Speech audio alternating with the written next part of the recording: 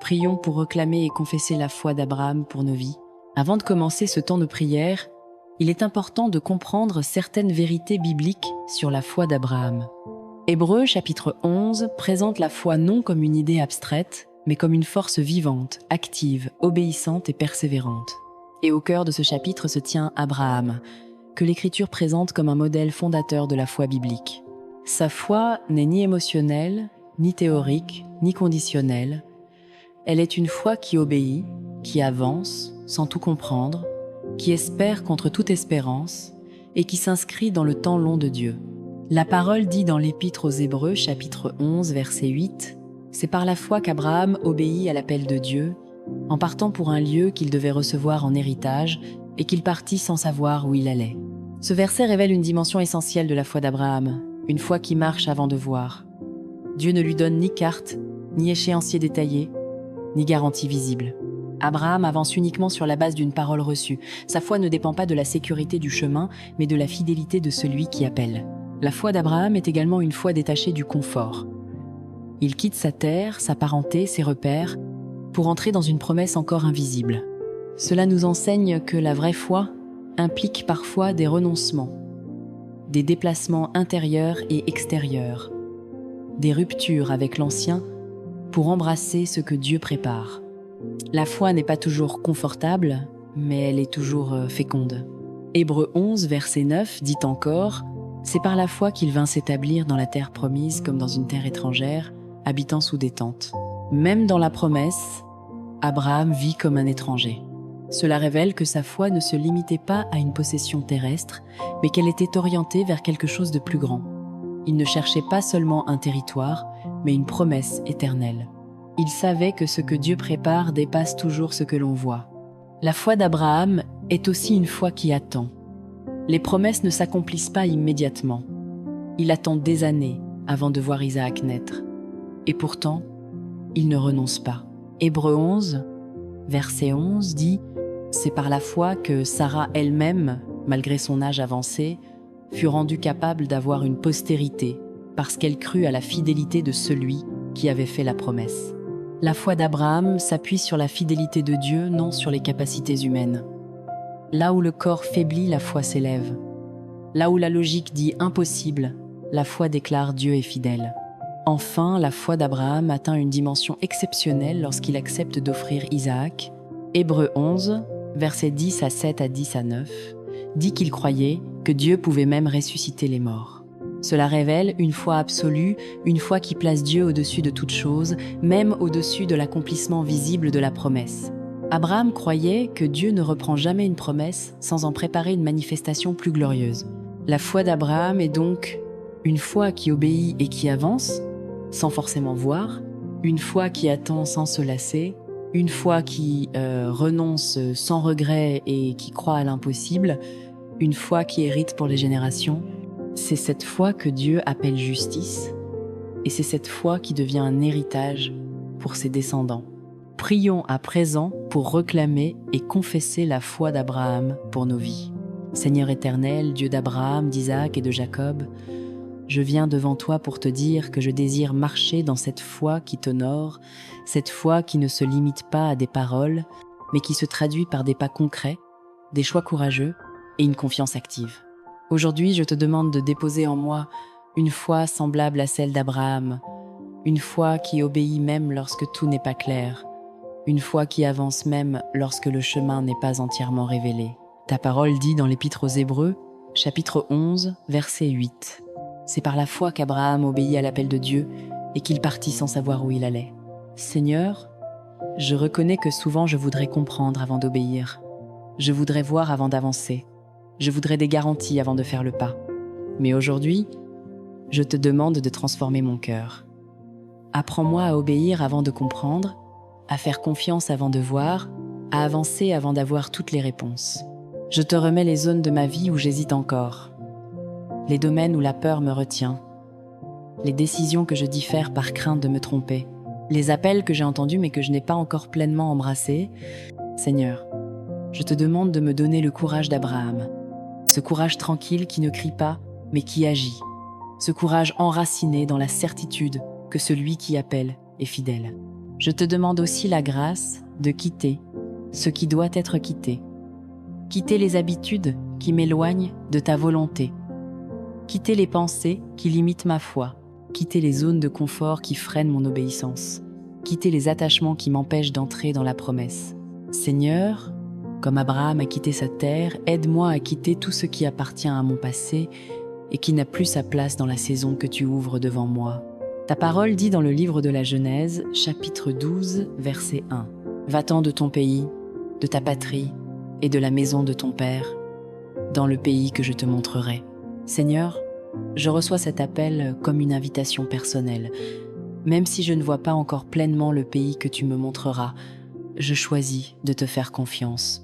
Je choisis de croire que là où tu me conduis, ta présence m'accompagne, ta provision me précède et ta grâce me soutient. Je te demande de me libérer de la peur de l'inconnu, car la foi ne consiste pas à tout maîtriser mais à s'appuyer sur toi. Là où mon esprit voudrait tout contrôler, aide-moi à lâcher prise. Là où mon cœur voudrait se sécuriser, aide-moi à espérer. Là où mon raisonnement voudrait limiter ta puissance, aide-moi à croire à l'impossible. Seigneur, je proclame aujourd'hui que ma foi ne sera plus passive. Elle sera vivante, active, obéissante. Je choisis de marcher même lorsque le terrain semble instable, car je sais que tu tiens mes pas. Je choisis d'avancer même lorsque les repères changent, car tu es mon repère éternel. Je déclare que je ne serai pas paralysé par l'attente, ni bloqué par la peur. Comme Abraham, je me mets en mouvement par la foi, convaincu que chaque pas d'obéissance ouvre la voie à l'accomplissement de tes promesses. Seigneur éternel, Dieu fidèle, Dieu qui agit dans le temps et au-delà du temps, je viens devant toi pour te remettre l'une des dimensions les plus éprouvantes de la foi, l'attente. Car croire lorsque tout avance vite est plus facile que croire lorsque les jours passent, que les années s'écoulent et que la promesse semble tarder. Pourtant, c'est précisément dans cette attente que la foi d'Abraham s'est révélée exceptionnelle. Ta parole dit dans l'Épître aux Romains, chapitre 4, versets 10 à 8, « Espérant contre toute espérance, il crut, de sorte qu'il devint le père d'un grand nombre de nations, selon ce qui lui avait été dit. Seigneur, je te demande cette foi-là, une foi qui continue d'espérer lorsque les circonstances ne donnent plus de raison naturelle d'y croire. Une foi qui ne se nourrit pas de ce qu'elle voit, mais de ce que tu as dit. Une foi qui ne se lasse pas lorsque le temps s'allonge, mais qui se fortifie dans la confiance en ta fidélité. Je te remets les promesses qui semblent retardées, les prières répétées, les attentes silencieuses, les questions sans réponse immédiate. Seigneur, tu sais combien l'attente peut user l'âme, affaiblir l'espérance et fatiguer le cœur. Tu sais combien il est tentant d'abandonner, de se résigner ou de revoir les promesses à la baisse. Mais aujourd'hui, je refuse de laisser le découragement définir ma foi.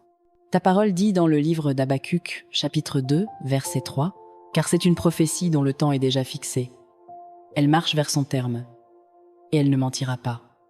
Si elle tarde, attends-la, car elle s'accomplira certainement. Seigneur, je m'accroche à cette vérité. Même si la promesse tarde, elle ne mentira pas. Même si je ne vois pas encore son accomplissement, elle est en marche. Même si le calendrier humain semble dépassé, ton temps demeure parfait. Je te demande, Seigneur, de fortifier mon cœur dans l'attente. Ne permets pas que l'impatience me fasse prendre des raccourcis dangereux. Ne permets pas que la lassitude me pousse à abandonner ce que tu as initié. Donne-moi la grâce de rester stable, enraciné, confiant, même lorsque tout semble immobile. Comme Abraham, je veux apprendre à ne pas considérer les limites naturelles comme des obstacles définitifs. Ta parole dit dans l'Épître aux Romains, chapitre 4, versets 10 à 9 et 20. Sans faiblir dans la foi, il ne considéra point que son corps était déjà usé, et il ne douta point, par incrédulité, au sujet de la promesse de Dieu. Mais il fut fortifié par la foi, donnant gloire à Dieu. Seigneur, aide-moi à ne pas fixer mon regard sur ce qui s'use, sur ce qui faiblit, sur ce qui semble impossible. Aide-moi à fixer mon regard sur ta puissance, sur ta fidélité, sur ta capacité à faire ce que nul autre ne peut faire. Je te demande de me donner une foi qui glorifie Dieu, même avant l'accomplissement. Une foi qui te rend grâce dans l'attente. une foi qui loue avant de voir, une foi qui se réjouit parce qu'elle sait que tu es fidèle. Seigneur, je veux te donner gloire non seulement lorsque la promesse s'accomplit, mais aussi pendant qu'elle s'accomplit. Dans l'invisible, je proclame que mon attente ne sera pas vaine. Je proclame que mon espérance ne sera pas confondue. Je proclame que ce que tu as promis s'accomplira au temps que tu as fixé. Je choisis de demeurer ferme, patient et confiant, convaincu que celui qui a promis est fidèle. Seigneur éternel, Dieu qui tient toutes choses entre tes mains, je viens devant toi pour te remettre ce qui est souvent le plus difficile à abandonner, le contrôle. Car croire, ce n'est pas seulement espérer ou attendre, c'est aussi accepter de ne plus maîtriser, de ne plus diriger selon ses propres raisonnements, de ne plus s'accrocher à ses propres sécurités. Aujourd'hui, je veux apprendre à te faire confiance, comme Abraham te faisait confiance, même lorsque l'enjeu était immense, même lorsque la promesse semblait en jeu. Ta parole dit dans l'Épître aux Hébreux, chapitre 11, versets 10 à 7, c'est par la foi qu'Abraham offrit Isaac lorsqu'il fut mis à l'épreuve. Seigneur, cette parole révèle une foi qui va au-delà de la compréhension humaine. Abraham n'a pas seulement cru pour recevoir Isaac, il a cru aussi lorsqu'il a fallu remettre Isaac entre tes mains. Il a compris que la promesse ne dépendait pas d'un élément visible, mais de ta fidélité éternelle. Il a choisi de croire que tu étais capable de garder ta parole, même lorsque tout semblait contredire cette promesse. Seigneur, je te remets aujourd'hui ce que j'ai peur de perdre, les choses auxquelles je me suis attaché, les promesses que je tiens trop fort, les projets que je protège excessivement, les relations que je crains de confier, les situations que je voudrais contrôler pour éviter la souffrance. Seigneur, aide-moi à comprendre que ce que je te remets n'est jamais perdu, mais sécurisé entre tes mains. Ta parole dit dans le livre des Proverbes, chapitre 3, versets 5 et 6, « Confie-toi en l'Éternel de tout ton cœur, et ne t'appuie pas sur ta sagesse. Reconnais-le dans toutes tes voies, et il aplanira tes sentiers. » Seigneur, je choisis de me confier en toi de tout mon cœur. Je renonce à m'appuyer uniquement sur ma logique, sur mon expérience, sur mes calculs humains. Je reconnais que ta sagesse dépasse la mienne, que ta vision est plus large, que ton plan est plus élevé que mes propres projections. Je te demande de me donner une foi qui accepte de déposer sur l'autel ce que j'ai reçu de toi. Une foi qui ne s'accroche pas par peur, mais qui remet avec assurance. Une foi qui sait que tu ne reprends jamais une promesse pour la détruire, mais pour la purifier, l'élever et l'accomplir dans une dimension encore plus glorieuse. Comme Abraham, je veux croire que tu es capable de ressusciter ce qui semble perdu. Ta parole dit dans l'Épître aux Hébreux, chapitre 11, versets 10 à 9, « Il pensait que Dieu est puissant, même pour ressusciter les morts. Seigneur, je veux cette conviction. Là où quelque chose semble mort, tu peux le relever. Là où une situation semble irréversible, tu peux intervenir. Là où une promesse semble compromise, tu peux la restaurer. Je crois que rien n'est trop difficile pour toi. Je renonce aujourd'hui à la peur de l'échec. Je renonce à la peur de perdre ce que tu m'as donné. Je renonce à la peur de l'avenir. Je renonce à la peur de ne pas comprendre. Je choisis la confiance totale. Je choisis l'abandon paisible. Je choisis de te remettre ma vie, mes projets, mes promesses, mes attentes et mes combats. Je déclare que même lorsque je ne comprends pas, je crois. Même lorsque je ne vois pas, je fais confiance. Même lorsque tout semble fragile, je m'appuie sur ta fidélité. Seigneur éternel, Dieu des promesses accomplies, Dieu fidèle de génération en génération, je viens maintenant sceller par la foi tout ce que tu as travaillé en moi à travers cette prière. Je ne veux pas seulement croire pour un instant, mais marcher durablement dans cette foi qui hérite, qui persévère et qui porte du fruit. Comme Abraham, je choisis une foi qui ne s'arrête pas au début, mais qui va jusqu'à l'accomplissement. Ta parole dit dans l'Épître aux Hébreux, chapitre 11, verset 13, « C'est dans la foi qu'ils sont tous morts sans avoir obtenu les choses promises, mais ils les ont vus et salués de loin, et ils ont confessé qu'ils étaient étrangers et voyageurs sur la terre. Seigneur, je comprends que la foi véritable ne cherche pas seulement un bénéfice immédiat, mais qu'elle s'inscrit dans ton plan éternel. Je choisis de croire même lorsque l'accomplissement dépasse ma propre vie. Je choisis de marcher dans une foi qui prépare l'héritage, qui bénit les générations à venir et qui glorifie ton nom au-delà de moi-même. Je proclame aujourd'hui que ma foi n'est pas stérile. Elle est vivante, active et productive. Je crois que chaque pas d'obéissance, chaque attente fidèle, chaque renoncement consenti, chaque confiance renouvelée participe à l'accomplissement de tes promesses. Je déclare que ce que tu as promis ne tombera pas à terre, aucun mot sorti de ta bouche ne restera sans effet. Ta parole dit dans le livre de Josué, chapitre 21, verset 45, « De toutes les bonnes paroles que l'Éternel avait dites à la maison d'Israël, aucune ne resta sans effet. Toutes s'accomplirent. » Seigneur, je m'appuie sur cette vérité. Ce que tu as dit à mon sujet s'accomplira, même si le chemin est long, même si les étapes sont nombreuses, même si les saisons sont différentes. Tu es fidèle pour conduire jusqu'au bout ce que tu as commencé. Je proclame que je suis héritier des promesses par la foi. Ta parole dit dans l'Épître aux Galates, chapitre 3, verset 29, « Et si vous êtes à Christ, vous êtes donc la postérité d'Abraham, héritier selon la promesse. Seigneur, je reçois cet héritage. Je reçois la foi d'Abraham comme une semence vivante dans mon cœur. Je reçois la capacité de croire au-delà des circonstances. Je reçois la force de persévérer dans l'attente. Je reçois la paix de ceux qui savent que Dieu tient sa parole.